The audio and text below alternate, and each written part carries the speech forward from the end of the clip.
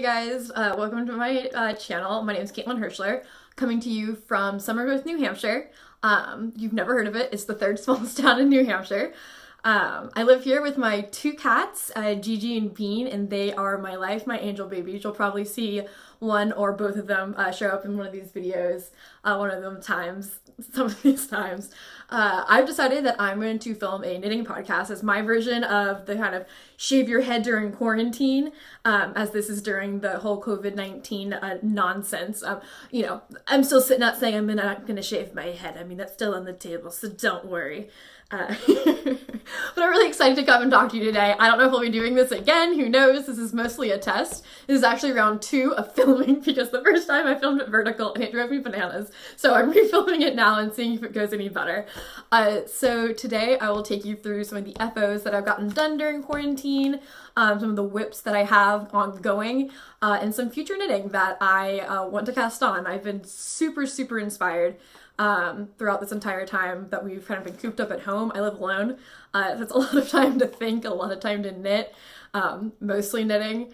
And I pretty much use knitting and like hyper fixating and hyper productivity as my way of coping with everything, and if your version of that is laying on the couch and just watching Netflix, which is what I do when I knit, then more power to you. So let's get started. So the first, I have my notes in my lap so I don't forget people's names, which is going to happen anyway. First thing that I finished during quarantine was my ducat sweater by Kate Davies. I'll insert a picture of me wearing it here. Hopefully this will work now that I'm going to be in horizontal mode.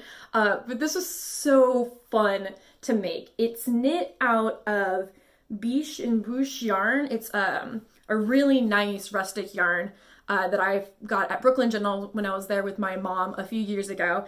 And then the green is, so the base yarn is white, and the green comes from holding 2 colors of green thread, essentially, double with the white yarn, and I just kind of constantly switched them up. I had a ton of colors, and I'm so happy with how it turned out. It was really fun.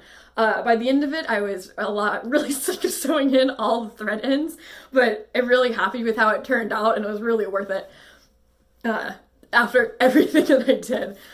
One of the other projects that I was able to get done was my Argyll tank, which was in Pom Pom Quarterly's issue 29, and the designer of that is Claire Lakewood. I'll put that down below. But honestly, guys, like, you need to knit this pattern. I have not been, I don't think, happier with a knit. I knit it out of Quince & Co. Sparrow with a Swan Island just neutral fingering weight as the contrast stripe. And it's absolutely beautiful. This tank top looks amazing on everyone. Seriously, search the tag on Instagram. It looks amazing on literally everyone there. I'm definitely going to be making another one of these. The construction is super fun. You kind of start at the back and you knit up the back around the front a little bit. You pick up some stitches, knit around the sides, and do minimal seaming to kind of put it all together. And since it has no sleeves, there's no sleeve island, which honestly is a huge plus because I feel like when you get to sleeve island, you're stuck on there forever. And it feels like never-ending madness, insanity.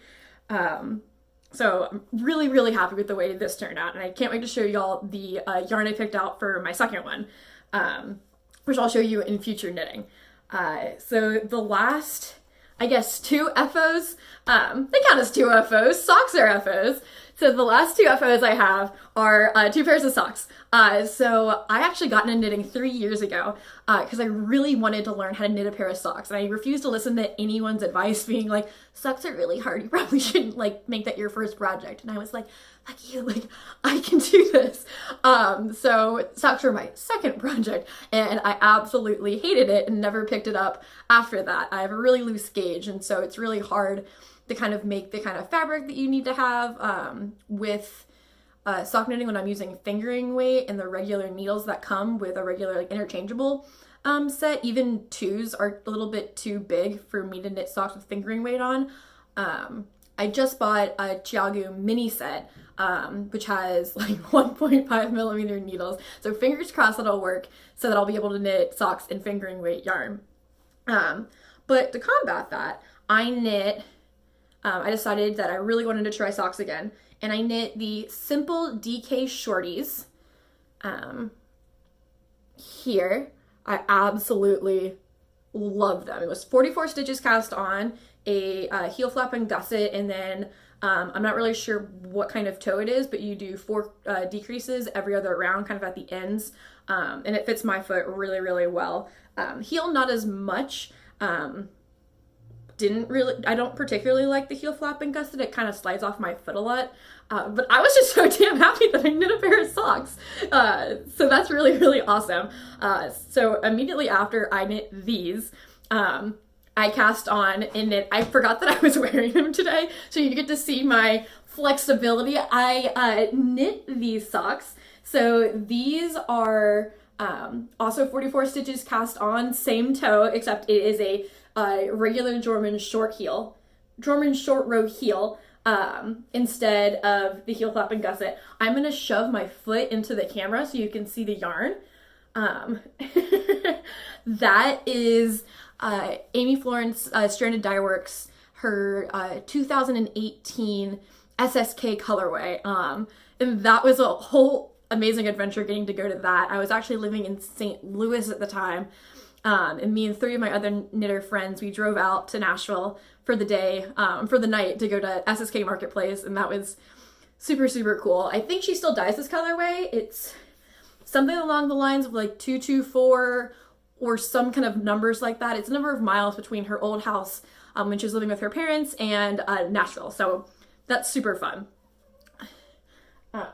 Both my cats are in here now, so if you hear them or see them, you're welcome.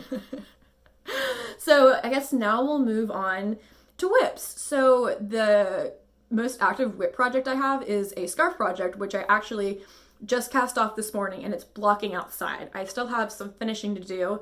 It's the Inverness scarf by Quince & Co., which is my favorite yarn company in the entire world, knit in Osprey.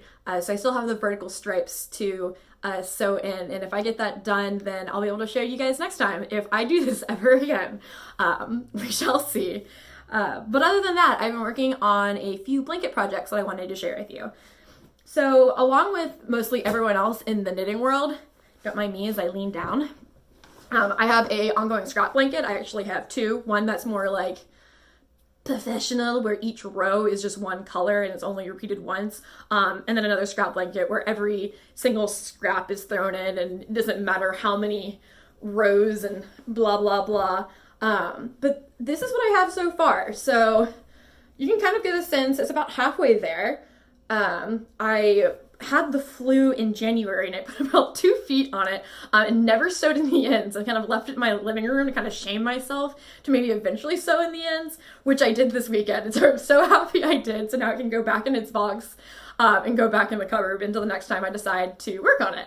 But I really wanted to show that to you guys because I'm proud that I got the mojo to sew in all these damn ends. The other active blanket project that I'm working on is something that's really cool. So explaining it, I get an advent calendar from Earl Grey Fiber Company every year, and I really, really enjoy doing that. She does a lot of really fun extras, and it's just such a delight to open like a little mini package of yarn every day and see what it's named. And I really wanted to use these minis in something special. So I was seeing everyone, or a lot of people make grainy hexagons for blankets, and so I was like, damn, that's a great idea. So that's what I ended up doing. I kind of took the minis and crocheted them into hexagons. It's just a simple hexagon pattern. You can look up anything, any tutorial, do it online. I'd probably do the shape a little bit differently if I did it again. My initial circle round, I did 2 stitches in between the granny sections, and then the second row has 1 stitch between the granny sections, and I think it's a little bit too loose, so I'd probably eliminate that doing it next time. But I'm really excited about this. So after I crochet the minis, I sew in the ends obviously, and I put them together. Then I block them and I single crochet them together into this kind of flower shape. So I've gotten all of 2018's done so far. I'm really happy with how these turned out. So, and once I get all of the flowers made, I will be doing join as you go with like a granny stripe pattern. I'm not really sure how that's going to turn out. We shall see when we get started on that. But I think it's going to give it a nice lacy effect. I mean, this is all fingering weight yarn. A ton of these flowers, so it's going to be a really nice, light, fun blanket, and it'll really show off all the colors, that I've gotten to enjoy over the past 2 years of Advent. So really excited to get that started. Moving on to future knitting, I have a lot of projects that I'm excited to get started on, namely ripple butt shorts and ripple crop top worsted. If you don't follow Jessie May on Instagram, you're doing it wrong. Take a pause. Go follow her. Okay, we're good.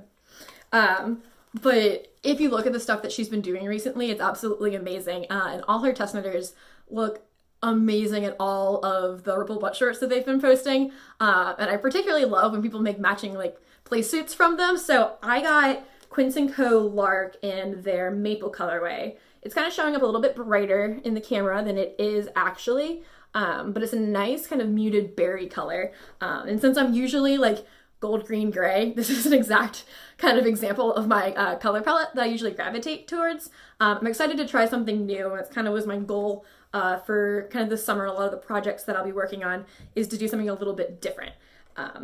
So I'm really excited for this. I will be casting that on today, and then the ripple butt shorts come out this Friday on April 17th. So as soon as that comes out, you bet your ass will be buying that and casting that on as well.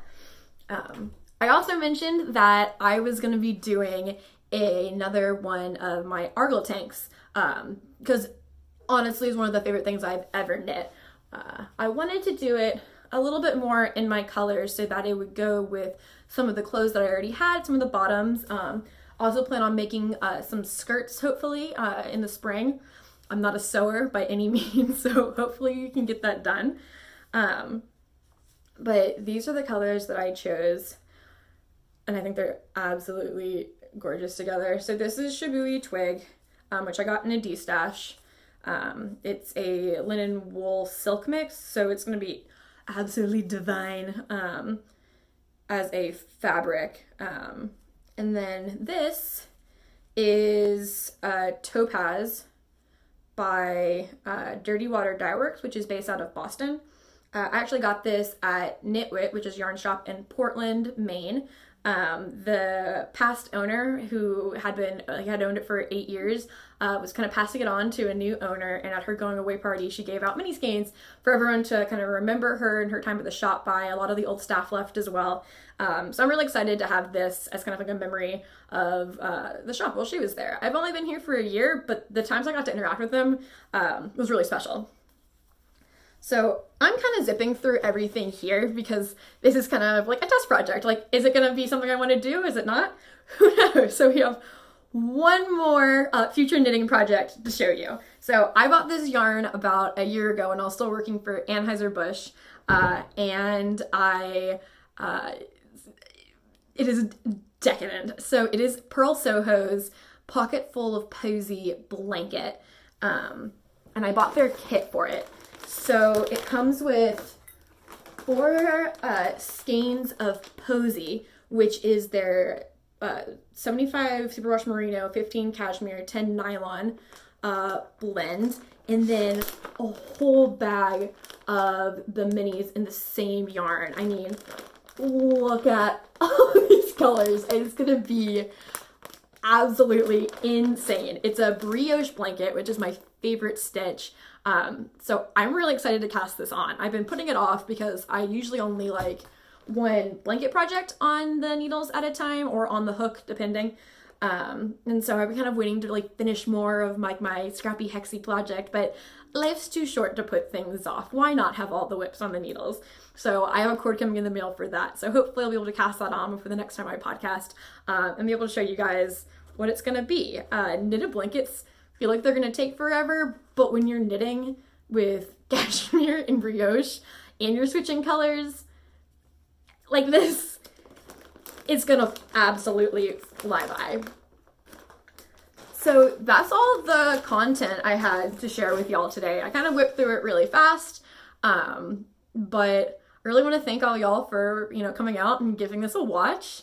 If you want to find me on social media, my Instagram is Caitlin Hirschler, same as the name of this channel. Yeah. Have a nice day, everyone. Stay safe. Bye.